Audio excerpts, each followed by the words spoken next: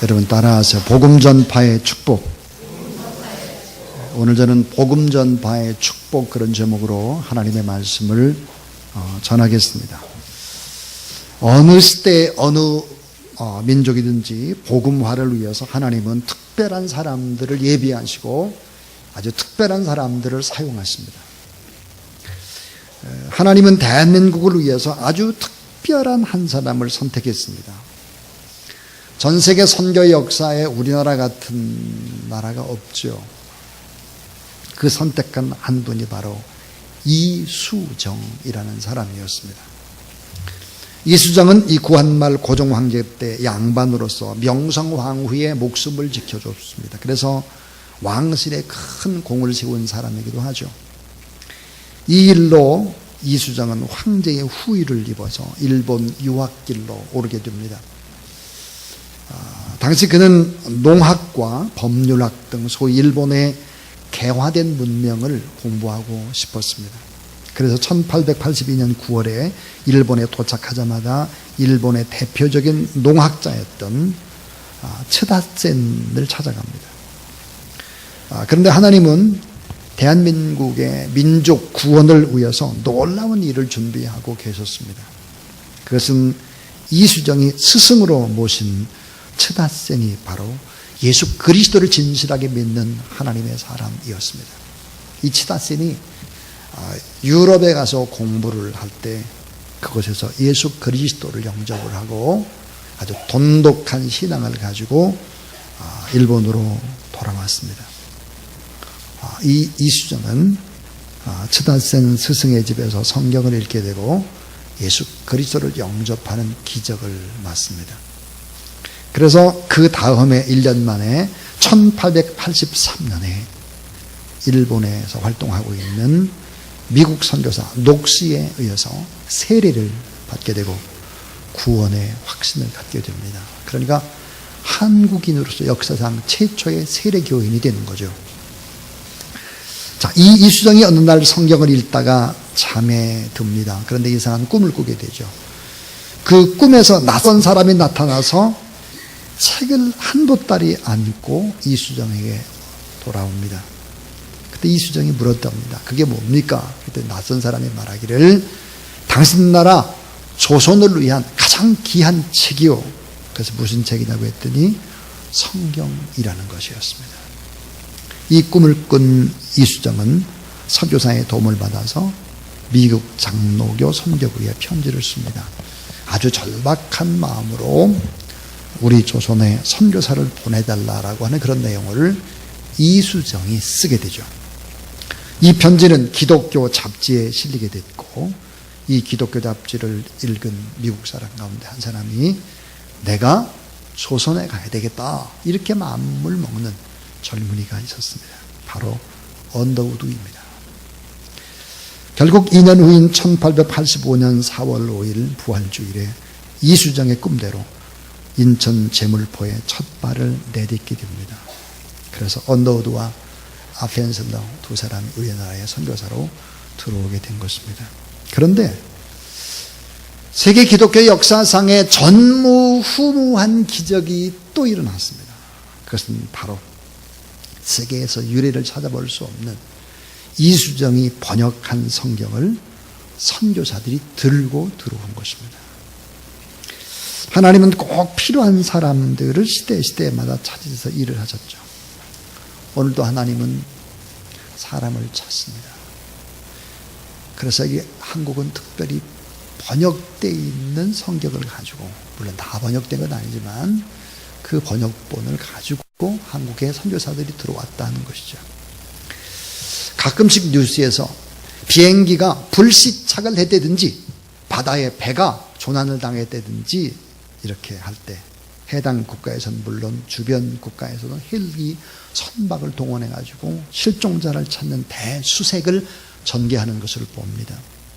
실종된 어린이를 찾기 위해서는 그 부모, 직장, 사업 다 내려놓고 어린아이 프랜카드를 들고 광고지를 만들고 붙이고 전국을 누비며 애타게 찾는 모습들을 우리는 종종 봅니다. 정신을 잃어버린 것 같이 실성한 부모, 밤낮 없이 자녀를 찾는 가슴앓이의 부모를 우리는 볼 수 있죠. 2000년 전에 하나님은 실종된 생명을 찾아 또 구원된 아기 위해서 하늘에서 독생자 예수 그리스도를 이 땅에 보내주셨습니다. 잃어버린 하나님의 자녀를 찾기 위해서 하나님의 마음, 하나님의 가슴앓이는 계속되고 있는 것이죠. 실종된 자녀를 찾으시려는 하나님의 마음, 그 마음을 다한 열정이 지금도 그치지 않고 지구촌 구석구석을 선교사들이 누비고 있습니다. 하나님은 자기 아들 예수 그리스도를 십자가에 희생시키고 나서 그 희생하기까지 잃어버린 한 영혼을 찾아 나서는 것이죠. 자, 프랑스의 문필가인 몽테뉴는 이런 말을 했습니다. 인간은 전 세계를 알면서도 모르는 것이 있다. 내가 누구인지를 잘 모른다. 그랬습니다. 자, 여러분, 우리가 왜 복음을 전거해야 될까요? 이 복음을 받아들이면 하나님이 누구인지를 알고 내가 누구인지를 알고 행복이 무엇인지를 알고 가치가 무엇인지를 알게 되는 것입니다. 이 복음을 전파하는 진정한 축복, 그 축복은 뭘까? 오늘 이 거룩한 아침에 몇 가지, 정말 왜 우리가 복음을 전가해야 되나? 왜 저렇게 애쓰고 수고해야 될까? 한번 곰곰이 생각해 보시기를 바랍니다. 자, 첫 번째 이야기입니다. 첫 번째 이야기는, 자, 따라해 주세요. 잃어버린 자신의 정체성을 깨닫는 축복. 자, 잃어버린 자신의 정체성을 깨닫는 축복입니다. 예수 그리스도를 믿게 되면 내가 잃어버렸던, 내가 누구구나, 이걸 알아요. 내가 누구인지 정체성을 바로 알게 되면 행복이 찾아오게 되는 것이죠. 왜 선교해야 될까? 그것은 하나님 아버지를 잃어버린 사람들이 너무 많기 때문이에요. 내가 누구인지도 잃어버리고 세상 속에서 불행하게 살아가는 사람들이 너무너무 많기 때문에 복음을 증거하자면 안 되는 거예요. 자, 누구든지 그리스도 안에 있으면 새로운 피조물이라 이전 것은 지나갔으니 보라 새 것이 되었도다 그랬습니다. 자, 새로운 피조물이 되어야 합니다. 새롭게 창조되어야 하는 것이죠. 예수 그리스도 안에서 자신이 누구인지를 모르는 사람들, 그 사람들에게 새 삶을 찾게 하는 것이 바로 선교입니다. 아담 이후로 모든 인간은 하나님과의 관계가 끊어져 버렸죠. 그러니까 자기 자신이 누구인지를 잃어버린 것입니다. 정체불명의 존재가 된 것이죠. 하나님의 형상이 다 파괴되었습니다. 하나님의 이미지, 하나님의 형상이라고 하는 것은 이미지 오브 갓인데 하나님의 형상이 다 파괴가 된 것입니다. 사랑 파괴됐어요. 정의 파괴됐어요. 책임 없어졌어요. 의롭게 된 거 이거 전부 다 불이에요. 그리고 어때요? 자유가 없어요. 어디에 매여요. 이게 하나님의 형상이 다 파괴된 것입니다. 그래서 마귀의 손에 잡히고 마귀의 자녀로 마귀의 노예로 종으로 내가 누구인지 모르고 마귀의 세력에 눌려서 속고 살고 불행하게 살고 두려움 속에 살고 염려 근심 걱정하며 살고 내일에 무슨 일이 어떻게 벌어질지 몰라서 초조하며 살고 이러다 보니까 원망하고 불평하고 사랑할 줄을 모르고 이렇게 되는 거죠. 자, 그래서 본질상 진노의 자녀입니다. 우리가 예수 그리스도를 영접하게 되면 새 사람이 되고 새 피조물로 바뀌게 됩니다. 그래서 이것을 가리켜서 따라하세요. 중생, 거듭난 새 피조물, 다시 태어난다는 거예요. 새롭게 된다는 거예요. 새롭게 창조된다. 그래서 예수 그리스도를 믿게 되면 내가 누구인지를 아는 놀라운 축복, 내가 누구인지를 아는 다음과 같은 5가지의 축복을 예수 그리스도를 믿으면 받게 되는 것입니다.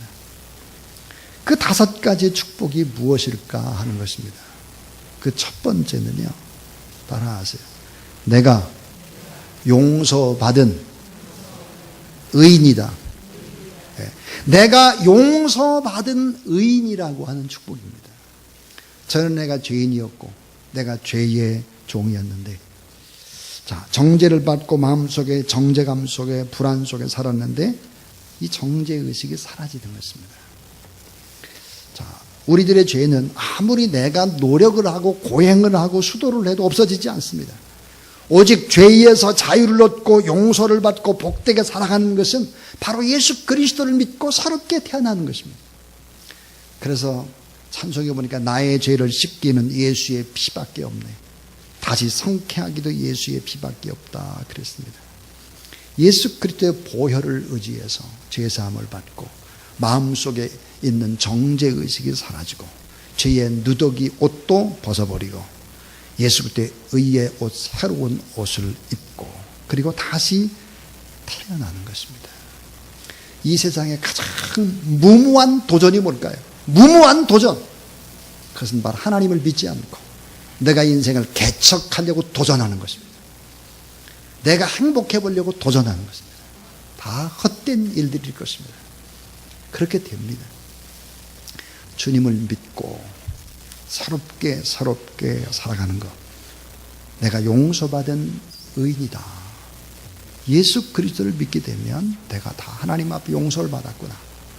내가 하나님의 자녀가 됐구나. 내가 내 힘으로 살지 않고 하나님의 힘으로 살겠다. 이런 걸 깨닫게 되는 것이죠. 자, 두 번째입니다. 두 번째는 따라주세요. 거룩한 성령을 마음에 모신 축복. 자, 거룩한 성령을 마음에 모신 축복이에요. 예수 그리스도를 믿게 되면은 악한 영이 떠나갑니다. 그리고 거룩한 영, 성령이 내 안에 들어오기 시작하죠. 세상 것 이것저것 끌려다니던 옛날의 나, 마귀에게 끌려다니고 온갖 추하고 더러운 생각에 사로잡히고 세상 풍습의 노예가 되고 세상 것들에 의해서 내가 좌지우지됐죠. 그런데 예수 그리스도를 영접할 때 이 같은 악한 세력의 영향권에서 벗어나고 내 안에 성령이 들어오게 되고 내주하시는 성령의 기적이 나타나게 된다는 거예요. 그래서 요한일서 4장 13절에 보니까 따라해 주세요. 그의 성령을 우리에게 주심으로 우리가 그 안에 거하고 그가 우리 안에 거하시는 줄을 아느니라. 성령이 우리 안에 거하는 거예요. 성령이. 여러분, 거룩한 성령이 우리 안에 거하게 되면 육체의 한계를 뛰어넘게 되는 것입니다. 이번에 평창 올림픽에 보니까 금메달을 딴 사람 가운데 보면 이승훈 선수가 있습니다. 금메달과 은메달을 땄죠. 이승훈. 이 사람은 누구일까? 4대 기독교 집안입니다. 4대. 자, 한번 잘 생각해 봐요. 이승훈 선수가 인터뷰할 때 어떻게 했을까? 그는 왜 그렇게 쇼트트랙을 하다가 바꿔가지고 또 끝까지 저렇게 쉼 없이 잘 달릴까? 이렇게 신문해 놨습니다. 하나님이 함께 달리신 믿음의 질주였다. 그래서 하나님이 함께 하신다. 성령이 내 안에 함께 하시는 하나님과 함께하는 질주였다. 그랬습니다. 임효준 선수. 금메달과 동메달을 땄는데요. 금메달을 따고 희상대에서 이렇게 했습니다. 하나님 앞에 영광을 올리되는 거예요. 그는 이렇게 말했습니다. 모두 하나님이 주시고 하나님이 하신 일이다. 그는 7번 수술을 거쳐서 너무너무 어려운 삶의 과정을 거쳐서 주님을 의지하며 결국은 한계를 극복해낸 사람이죠. 자, 임성빈 선수. 여러분, 이 금메달 땄다고 하죠. 성결교신학대학 출신입니다. 이 선수들이 하는 얘기들이 다 있습니다. 결국은 싸움이 나 자신과의 싸움이다 그래요. 여러분, 내가 나와 싸워서 내가 이룰 수 있는 힘이 없다는 것을 알아야 합니다. 내 안에 거룩한 성령 하나님이 함께 하시면 육체의 한계도 뛰어넘을 수 있다는 사실을 믿으시기를 바랍니다. 여러분, 스스로 인생을 개척하려고 하는 무모한 사람이 되지 말고 하나님의 힘을 의지해서 세상의 모든 어려움을 뛰어넘을 줄 아는 믿음의 사람이 될 수 있기를 주의 이름으로 축원합니다. 자, 예수 그리스도를 믿게 되면 세 번째 오는 축복이 있습니다. 그게 뭘까? 치료받고 건강한 사람이 되는 축복이에요. 치료받고 건강한 사람. 자, 육체적인 꼭 질병만을 얘기하는 것이 아니에요. 영혼의 질병은 약으로 치료되지 않습니다. 영혼의 질병은 수술한다고 고칠 수 있는 것이 아니에요. 병의 노예가 됩니다. 사망의 질병을 지고 죽음이라는 두려움의 질병을 지고 이렇게 살아가는 거예요. 그래서 예수 그리스도를 믿기 이전에, 영접하기 이전에는 오중 불행에 휩싸이게 됩니다. 하나가 죄예요, 죄. 또한 목마름이에요, 질병이에요, 가난입니다. 그리고 어리석음입니다, 어리석음. 이런 오중 불행. 그래서 예수 그리스도의 복음이 증거되지 않게 되면은 개인도 가정도 국가도 이 오중 불행 속에 살 수밖에 없는 것이 성경입니다. 베드로전서 2장 24절에 친히 나무에 달려 그 몸으로 우리 죄를 담당하셨으니 이는 우리로 죄에 대하여 죽고 의에 대하여 살게 하려 하십니다. 저가 채찍에 맞음으로 너희는 나음을 얻었나니 그랬습니다. 자, 저가 채찍에 맞음으로, 예수님이 채찍에 맞음으로 우리가 나음을 입었도다 그랬습니다. 성경은 이렇게 말을 합니다. 우리가 져야 될 이 가난, 질병, 저주, 사망까지도, 어리석음까지도 주님이 다 십자가상에서 담당하셨다. 우리는 그 예수 그리스도를 믿기만 하면 되는 것입니다. 그러면 여러분, 치료받고 건강한 사람이 될 수 있다는 사실을 믿으시기를 바랍니다. 예수 그리스도를 믿게 되면 의롭게 되기 때문에, 또 성령이 내 안에 거하기 때문에 영혼이 강건할 수밖에 없는 거예요. 그래서 치료받고 건강한 사람이 된다. 그래서 고린도후서 8장 9절에 보니까 우리 주 예수 그리스도의 은혜를 너희가 알거니와 부유한 자로서 너희를 위해 가난하게 되시면, 따라해 주세요. 그의 가난함을 인하여 너희로 부욕해 하려 하심이니라. 고린도후서 9장 8절에 보니까 하나님이 모든 은혜를 너에게 넘치게 하셨나니 이는 너희로 모든 일에 모든 것이 넉넉하여 모든 착한 일을 넘치게 하려 하십니다. 그래서 모든 은혜, 모든 일에 항상 모든 것이 넉넉하여 모든 착한 일을 넘치게 한다 그랬어요. 예수 그리스도를 믿게 되면 새롭게 발견하는 내가 누구냐라는 정체성의 축복 가운데 네 번째는, 따라해 주세요. 아브라함의 복을 받게 된다. 아브라함의 복을 받게 되는 거예요. 아브라함. 이 아브라함의 복이라고 하는 것은 가정의 복입니다. 가정. 자녀의 복입니다. 가정과 자녀의 복도 받는다는 거예요. 3일 전에 국민일보에 보면 이런 내용들이 나와 있습니다. 제가 한번 읽어보겠습니다. UN 세계 식량 계획 WFP의 보고에 의하면 북한은 5세 미만의 어린이의 28%가 만성 영양실조에 걸려 있고 4%는 급성 영양실조로 생명의 위독 상태다. 올해는 식량난이 더욱 심화되어 북한 인구의 40%에 달하는 1,000만 명이 영양 부족에 시달리게 될 것이다. 북한 어린이들은 눈을 뜰 기력도 없이 굶주림으로 고통을 받아 죽어가는 상황이다. 제 개인의 얘기가 아니라 국민일보에 난 것입니다.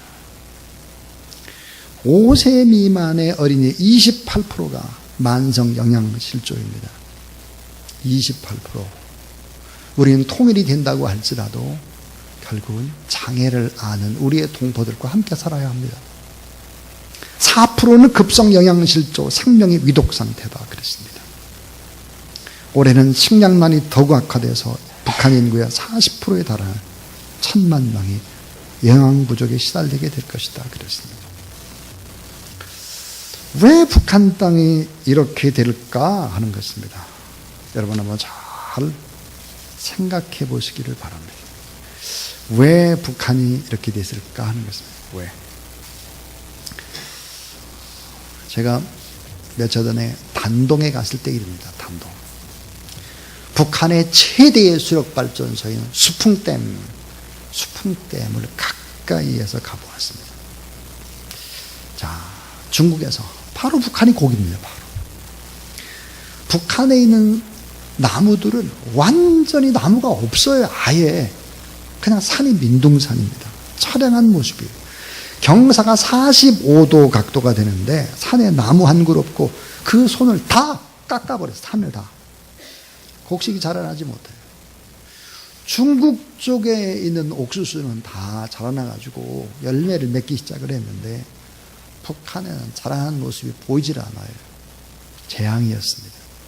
그것은 하나님의 축복이 문을 닫고 있는 현장이었습니다. 예수 그리스도를 믿는 것과 믿지 않는 것은 자연의 상태도 그렇고 곡식의 상태도 그렇고 비가 오는 것도 그렇고 다 다르다는 거죠. 참 그걸 보면서 너무 마음이 아팠습니다. 아, 어떻게 저렇게 차이가 날까 하는 것이죠. 자, 예수 그리스도를 믿게 되면 복 중에 복이 뭘까? 이게 아브라함의 복이다 그랬어요. 아브라함의 복. 그래서 나의 저주와 나의 가난과 나의 질병과 나의 죄악을 주님이 다 짊어지시고 다 담당을 하셨다 하는 것입니다. 유럽에 가면 수만 명의 한국에서 입양한 우리와 똑같은 아이들이 한국말을 모른 채 성장하는 수만 명이 있습니다. 핀란드에는 6천 명의 입양 아들이 있고 독일에는 1만 명이 넘습니다. 자, 하나님의 거룩한 복음을 받아들이는 나라는 살아가는 모습이 다르죠. 살아가는 모습이. 제가 몇 해 전에 독일에 가서 주일을 맞았습니다. 독일에 가서 설교를 하는데 저의 설교 통역을 누가 했느냐? 1260년대 독일에 간 간호사. 그 간호사가 그곳에서 의학 공부를 해서 의사가 됐습니다. 그리고 은퇴를 하셨어요. 권사님이셨어요. 우리로 말하면. 그분이 통역을 했습니다. 제가 설교를 하고. 1960년대 우리 한국에서 돈 벌러 갔던 광부들과 간호사들의 처절한 삶. 수천 미터의 지하 탄광에서 석탄을 캐고 죽은 시체를 알코올로 닦아내면서 살아가야 했던 눈물겨운 삶. 독일에서 받은 월급을 다 그들의 돈이 담보가 돼서 결국 미국에다 차관을 들여왔고 그래서 산업의 기초를 닦은 거 여러분이 잘 압니다. 우리나라 최초의 수출 품목이 바로 가발이었죠. 어린 시절 제가 어렸을 때 가끔 이렇게 보면 누님이 또 저희 실제 누님은 아니지만 동네 누님들이 보면 머리를 짧게 잘랐죠. 수건을 쓰고 다녔습니다. 머리를 잘라서 파른 거죠. 우린 이렇게 살았습니다. 이렇게 살았는데 하나님께서 아브라함의 복을 주신 것입니다. 그리고 지금 이렇게 아름다운 삶들을 우리가 누리고 있습니다. 또 하나입니다. 이제 마지막 또 하나. 예수 그리스도를 영접하게 되면 내가 누구인지를 아는 복을 받는다 그랬는데 하나가 뭐냐면 따라하세요. 부활과 영생의 천국을 얻는 복. 부활과 영생의 천국 복음. 부활과 영생의 아름다운 복을 받게 되죠. 그래서 부활과 영생의 천국 복음을 전하는 것이 선교입니다. 예수 그리스도는 십자가에 못 박혀 죽으시고 사흘 만에 사망과 또 음부의 권세를 이기고 부활하시며 사망이 사라지도록 하셨죠. 흑암이 사라졌어요. 그래서 죽음을 이기셨습니다. 고린도후서 5장 1절에 만일 땅에 있는 우리의 장막집이 무너지면 하나님께 지으신 집 손으로 지은 것이 아니요 하늘에 있는 영원한 집이 우리에게 있는 줄 아나니 그랬습니다. 자, 예수 그리스도를 영접한 사람이 받게 되는 복이 뭘까? 내가 누구인지를 안다는 거예요. 내가 누구인지를. 나는 죄에서 용서받은 의인이다. 또 목마름에서 성령 충만받은 거룩한 사람이다. 질병에서 치료받은 건강한 사람이다. 가나안의 저주에서 아브라함의 복을 받은 부유한 사람이다. 죽음의 고통에서 부활의 영생의 천국을 얻은 사람이다. 이거를 알게 되는 것이죠. 행복할 수밖에 없겠죠. 그래서 복음을 증거하는 전도, 넓은 의미에서 선교가 뭡니까? 선교는 내가 누구인지를 깨닫게 해주는 것입니다. 어떤 분이 저를 찾아와서 이렇게 말했습니다. 목사님, 김성재 장로님, 용조 권사님 우리 교회에서 기도도 제일 많이 하고 모범적이고 그런 분인데 그런 분을 꼭 선교사님으로 보내야 되겠습니까? 우리 교회도 지금 얼마나 어려운데 그런 얘기를 했습니다. 맞는 말입니다. 저희 교회도 우리 장로님과 권사님이 필요하죠. 한번 생각해 보세요. 우리가 7년 전에 찬양 인도를 하고 반주도 하고 했던 허연 선교사, 강문기 선교사, 또 이런 사람을 다 또 파송을 했습니다. 이종보 선교사도 파송을 하고 이영모 선교사님도 파송을 하고 그저 열심히 했던 사람들을 쭉 다 파송을 한 그런 교회였습니다. 사랑하는 여러분, 귀한 하나님의 사람이기 때문에 파송을 하는 것입니다. 그렇다고 여러분이 남아있는 여러분이 귀하지 않느냐? 그게 아닙니다.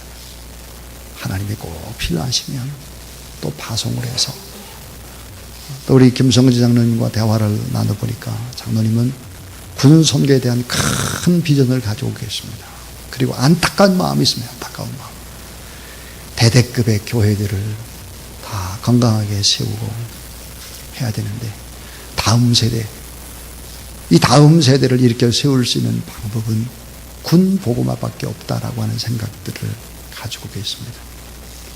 우리 기쁨으로 또 파송을 하고 또 군선교를 또 함께도 힘을 모아서 그렇게 해나가는 저와 여러분, 하나님께서 또 장로님과 권사님 사역에도 복을, 우리 교회에도 더 큰 축복의 기름 부음과 역사하심이 있게 되기를 주님의 이름으로 축원합니다. 이 시간 우리 하나님 앞에 기쁨으로 또 감사함으로 성찬의 예식을 진행하겠습니다. 우리 227장 하나님 앞에 찬송하면서 우리 하나님 앞에 성찬식 진행합니다.